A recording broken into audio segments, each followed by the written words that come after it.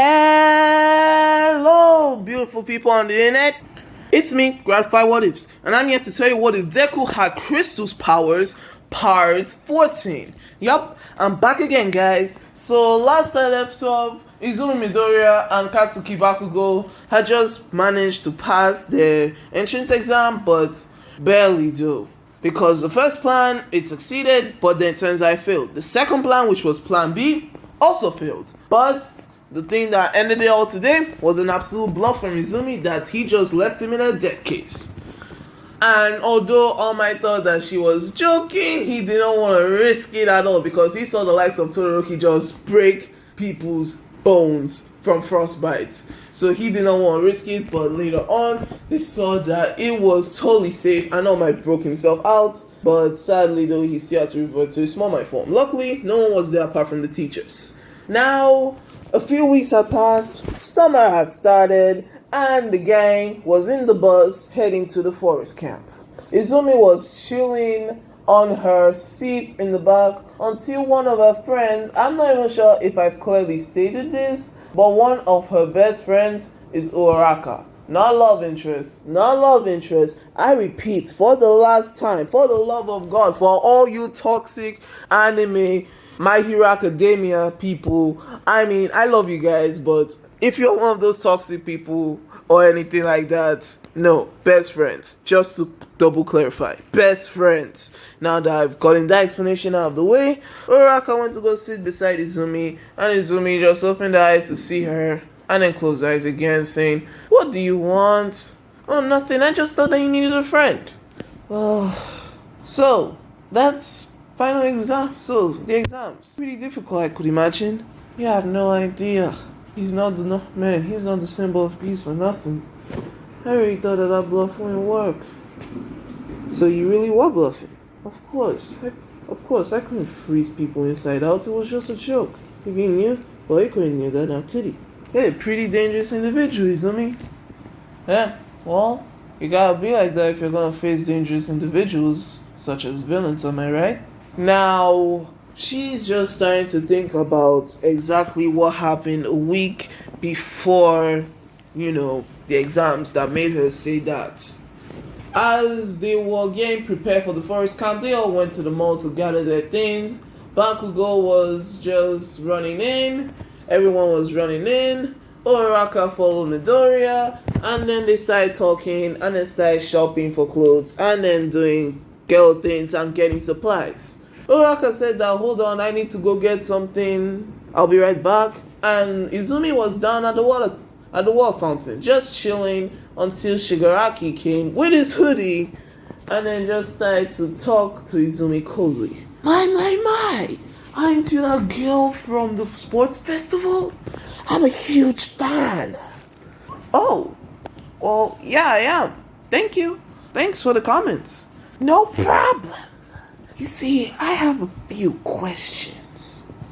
"Sure, fire away." But Shigaraki started to slowly but surely grip all fingers apart from his index on Izumi's neck. "What makes someone like Stain more important than me?" He looks at her with cold eyes, and Izumi knows who this is as she remembers him from the USJ attack. "What do you want? You got some guts to show yourself here." "Oh, I know. You can fight me here, but all these people though, will you really risk it to get all of them in the crossfire? Now that will hurt all your ideals now, wouldn't it?" She starts to look at the scenarios in her head. She can't just use her fires because it requires her arms. And well, before anything, he'll probably kill her and a bunch of other people too if he's really serious. "What do you want?" "Like I said before, what makes Stain better at me?" "I don't know. I've never really agreed with cycles with you before." It's not really nice to call us that, We have other things and other qualities. Yeah, probably killing people. Hey now, but I can tell you this about Stain. He was cold, malicious, never gave up on his ideals, no matter how twisted they were. That kind of person gives me chills to the bone. That's why he's better than you. I don't know who you are, but by the looks of it, seems you lack the very thing called ideals itself. Ideals. I see now. I know what I must do. Thanks for the advice, kid. As he starts to let his hands go of Izumi. Catch you later.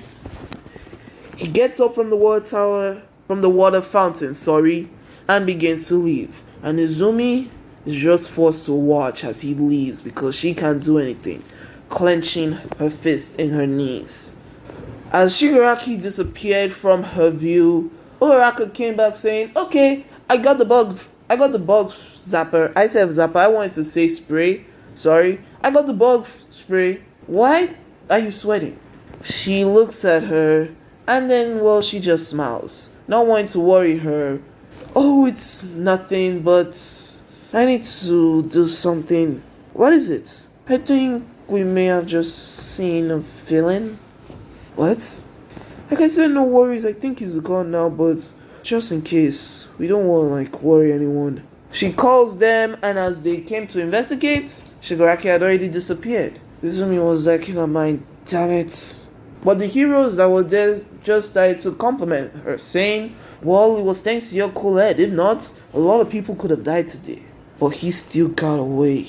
Now we cut back to the bus as Izumi is just lying down ahead. Finally, the bus stops, and Aizawa tells all of them to get out. As they do, they come across, the forest.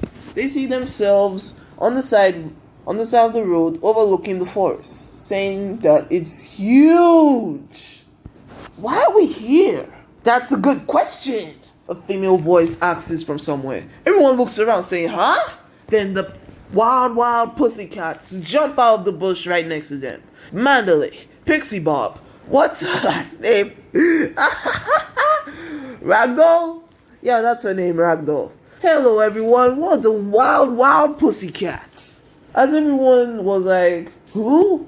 Izumi started to nerd out saying that those are the wild pussycats, one of the famous hero teams. And then as she was about to go into their age, is Pixie Bob from out of nowhere knocks her head saying, "I'm 18 at heart."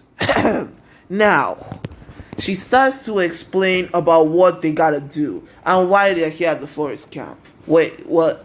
At the camp? But we're on the side of the road. Mina says, "Oh, we know."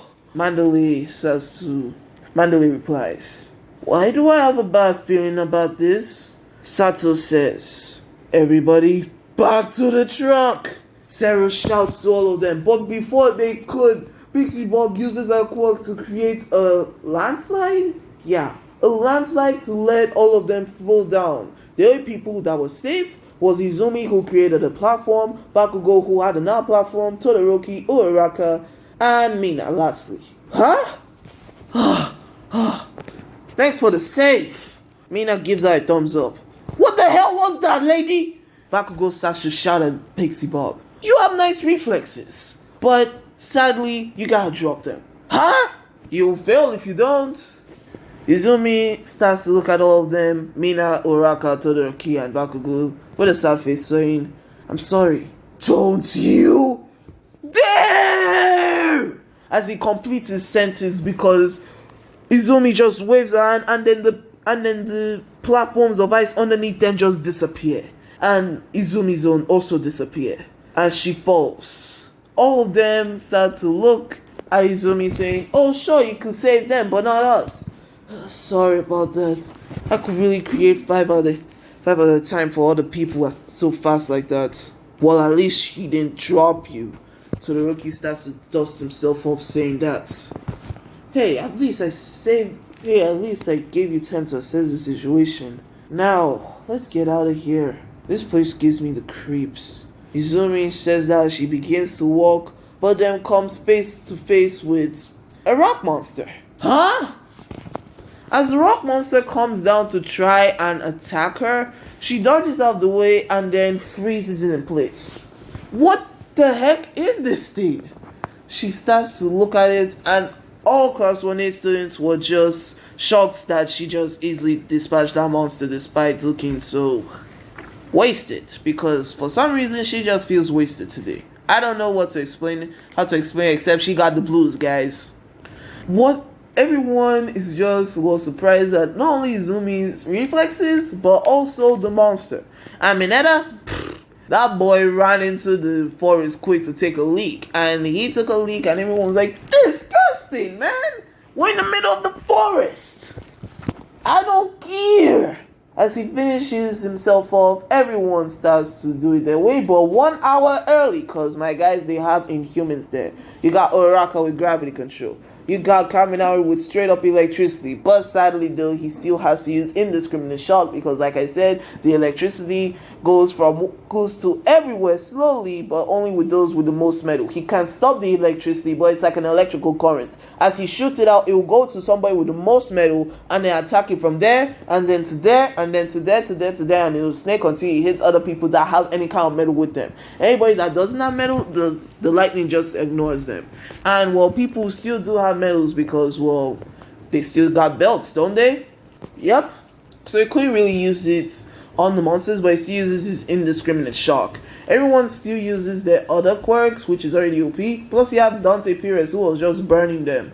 Same with Todoroki and Izumi. So 1 hour earlier than in canon. Everyone is still wasted though. Mandalay is there and she nods her head. Impressive. You managed to make it here 1 hour early. You just managed to finish. That might be the fastest time we ever had it here. As they all go inside to take a rest, Mandalay starts to explain to them that they are making food. But this will be the first and the last time they'll be making it. The other times, you have to do it yourselves. One of the boys, Koda, one little boy was with them and they were like, who's that? And Bakugo, he just gets up saying, I don't know. He goes up to the kid and says, hey, what's a runt like you doing here? Without even saying a word, Koda punches him into the dick and he falls down in pain. As he gets his head back up but still writhing in pain, he says, I'm gonna kill that kid. Mandalay and the rest cook the food for them and it is glorious. Later on, now, no, I'm pretty sure that is still correct. Later on that night, they all have the, well, what do you call it, bats? Yes, only difference, Izuku is not part of the boys. Izumi is part of the girls because she is a girl. Now, I need to come up, but I've already came up with the dialogue for them. Everyone is just chatting in the girls, what is it called, bats? Now, don't even imagine it, just hear the dialogue. Mina is just, well, chatting with the rest, and Uraraka is chatting with Izumi. Everyone is chatting, but sadly though, Mineta, the stupid idiotic perv, still gets up and tries to climb the wall, but Koda stops him. But as Koda tries to, well, look at the girls, and then tries to get stunned, Izumi notices this and then, without a second beep, forms a finger gun and then shoots into Koda's eyes, just blinding him. Not injuring him, but blinding him so that he doesn't see what's about to happen. Uraraka comments saying, nice shot, Izumi. I try my best. Don't worry, it will melt in 1 hour. She shouts at Koda, who is desperately trying to remove the ice. Also, you should be careful because I wanted it a little bit short. Sorry, but it was improv. As he starts to look down, Mineta had already fallen down like a cockroach, and he shouts saying, why? Later on that night, they all go to bed, and then the next day, they begin their training. Everyone is doing their training. Mineta is popping out balls, Shiro is shooting out his tape, Ida is running the 30k miles per hour, and Izumi is doing the same training, surprisingly, like Todoroki. Just the same training, that's all I can say. While Dante, he's just, oh boy, whew. How do I explain this one? They just put him in a room and then let him shoot at dummies. I don't know what else to say at that. They're trying to make sure not for him to burn down the forest while simultaneously making him learn how to control his quirk. One beast still comes and then sees the hell that Class 1A has got to go through. Black King starts to explain to them that this is what they gotta do and what they have to surpass them in. Everyone looks at Class 1A and they're like, really? Tiger trains Sado instead of Midoriya because, well, Tiger doesn't have Izuku, who does not have one fall, and also is a girl. And, well, also, Izumi does not know about Koda's life because, well, she wasn't the one that saved him. He just stopped him before he fell over. Just shot him in the face with the ice. Now, as they continue their train, everyone is actually enjoying their time in the forest camp. Everything is going swimmingly. They're cooking their food, they're practicing their quirks, they're all having sing-alongs. Until Mandalay calls all of them telepathically and then tell them that they are going to do the walk of courage. No, the test of courage, that's what it's called. Where they all go into pairs into the forest. And they're like, this is gonna be a good challenge, I guess. Well, I hope so. Now, Izumi is with how do I explain it? Who should I pair her up with the best? I'm going to say Uraraka and Suyu. As they are walking, walls of flames starts to surround them. They were like, huh?